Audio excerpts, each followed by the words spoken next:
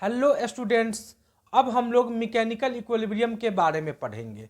यह जो मेरा मैकेनिकल इक्विलिब्रियम टॉपिक है, यह नीट के पॉइंट ऑफ व्यू से और जेई के पॉइंट ऑफ व्यू से काफ़ी इंपॉर्टेंट है, इसीलिए आप इसे काफ़ी ध्यान से समझिएगा। क्लियर है? मैं मैकेनिकल इक्विलिब्रियम में कुल 6 पॉइंट्स आपको समझाऊंगा। यदि आप इन 6 पॉइंट्स को अच्छी तरह से समझ लेते हैं तो मैकेनिकल इक्विलिब्रियम से संबंधित जितने सारे प्रॉब्लम्स आपसे एग्जाम में पूछे जा सकते हैं उसे काफ़ी आसानी से सॉल्व कर पाइएगा। क्लियर है? तो आइए हम लोग 6 पॉइंट्स को काफ़ी अच्छे ढंग से समझते हैं। क्लियर है? ठीक। तो आपको पहला पॉइंट याद रखना है कि two equal unlike parallel forces whose line of action are not the same are said to form couple। Clear है? तो पहला पॉइंट आपको याद रखना है कि two equal unlike parallel forces whose line of action are not the same are said to form a couple। तो मान लेते हैं कि यह हमारे पास एक रॉड है।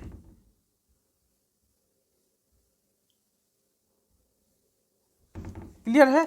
और इस रॉड के इस पॉइंट पे कोई फोर्स इस डायरेक्शन में ऐसे लग रहा है और इस फोर्स का जो मैग्नीट्यूड है वह F है और डायरेक्शन कुछ इस तरीके से है और यह फोर्स इस रॉड के लेंथ पर क्या है? परपेंडिकुलर है। क्लियर है? ठीक है।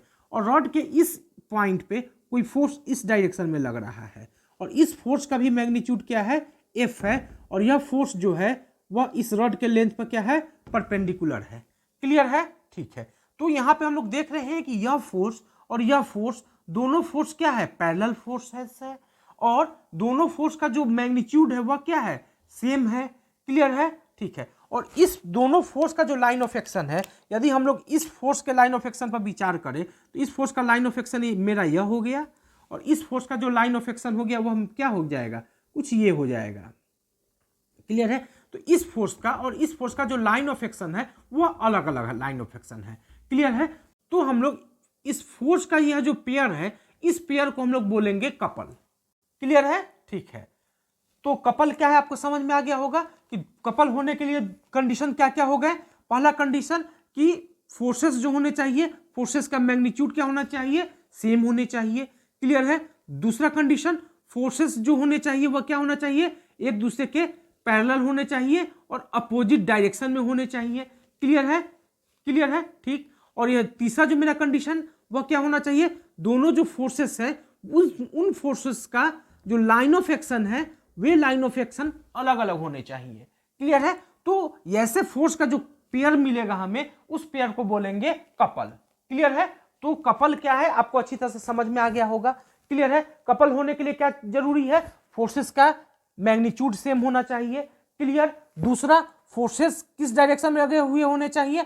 एक दूसरे के अपोजिट डायरेक्शन में लगे हुए होने चाहिए और फोर्सेस एक दूसरे के पैरेलल होने चाहिए। क्लियर है? ठीक है। और तीसरा जो कंडीशन है, फोर्सेस का जो लाइन ऑफ एक्शन है और लाइन ऑफ एक्शन जो होने चाहिए वो क्या होने चाहिए? सेम होने चाहिए, अलग अलग होने चाहिए? तो अलग अलग होने चाहिए। क्लियर है? फोर्स का ऐसा पेयर जो हमें मिलेगा उस पेयर को हम लोग बोलेंगे कपल। क्लियर है? ठीक। तो यहां पे मेरा क्या हो गया? कपल हो गया। क्लियर है? ठीक। अब हम एक और एग्जांपल लेते हैं।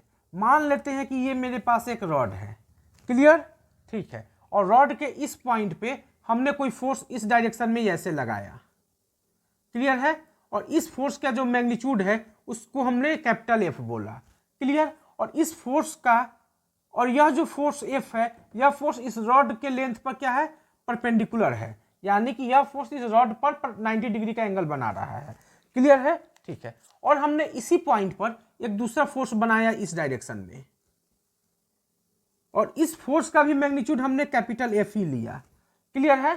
ठीक है। और यह भी फोर्स इस रॉड के लेंथ पर क्या है? 90 डिग्री के एंगल पे एग्जिस्ट कर रहा है। क्लियर है? ठीक है। तो क्या यह फोर्स और यह फोर्स का यह जो पेयर हमें मिला, यह पेयर कपल कहलाएगा? तो आपका आंसर होगा नो। क्यों?